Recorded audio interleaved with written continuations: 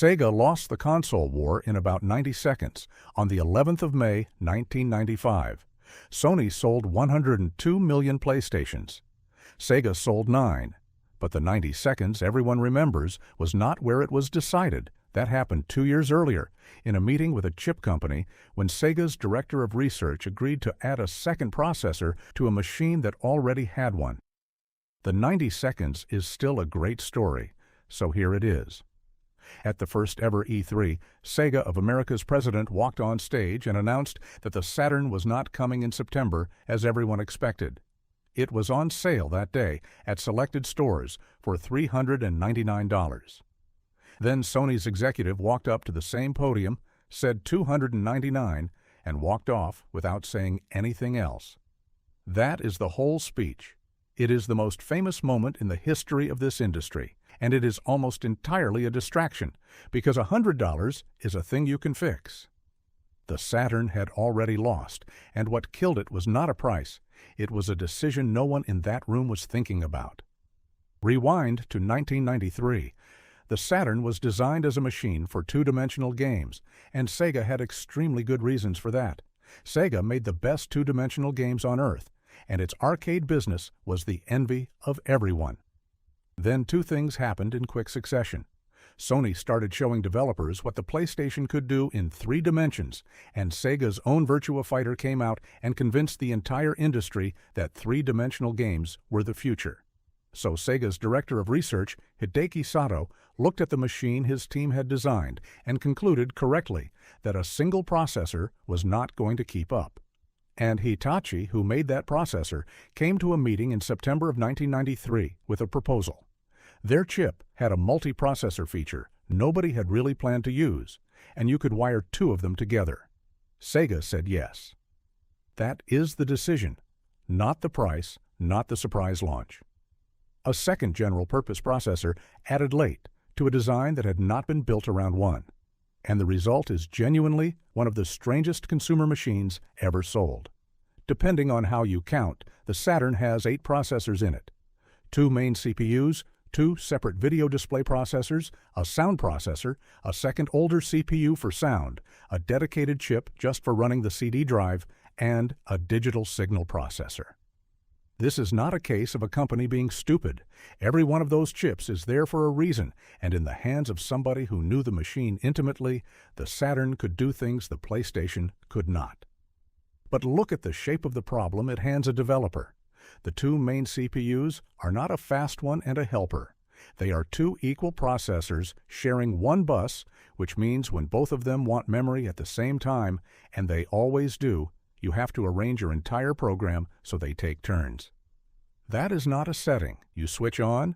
That is a rewrite of how you think about your game. Then there is the second thing, which is subtler, and in some ways sadder. The Saturn draws the world using quadrilaterals, 4-sided shapes. The PlayStation draws it using triangles. There is no law of physics that makes one right. Quadrilaterals are genuinely better at some things, like curved surfaces and texture distortion.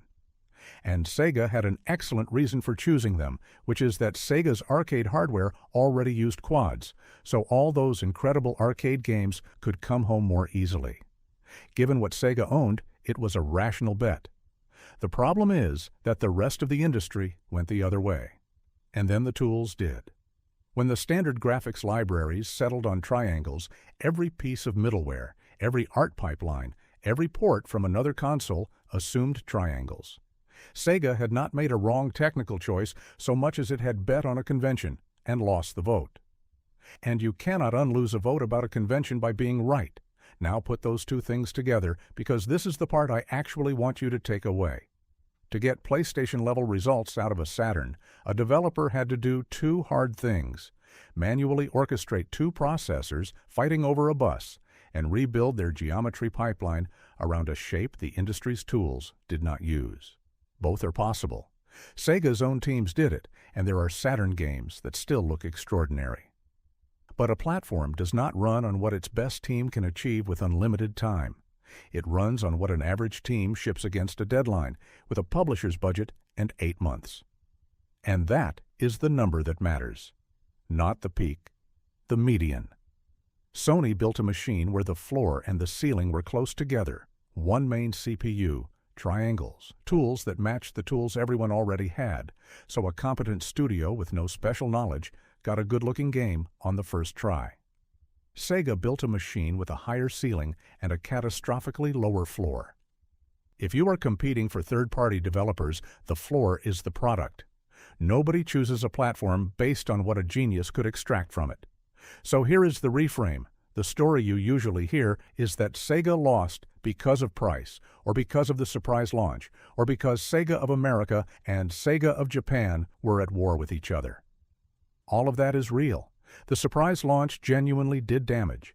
It shipped to only some retailers, and the ones left out were furious, and it landed while a lot of third-party games were still unfinished, so the machine arrived with a thin library and angry partners. But those are all things that happened to a console that was already structurally hard to build for. A $100 price gap closes. A retailer relationship recovers.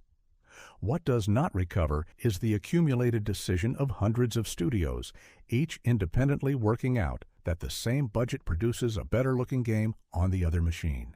That is not an event, so it does not appear in the story as a moment, but it is the actual mechanism.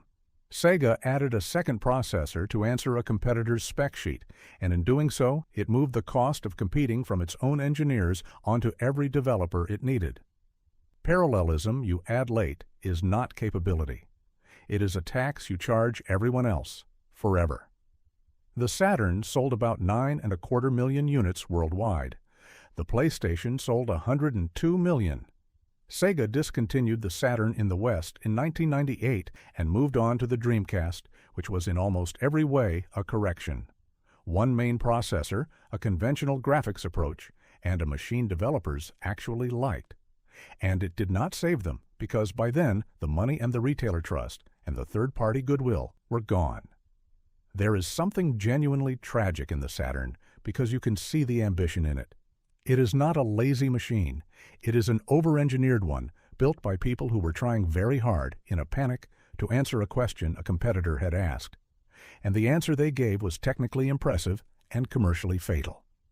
If you want to see what happened next, the Dreamcast is the sequel to this story, and it is a better machine in every respect.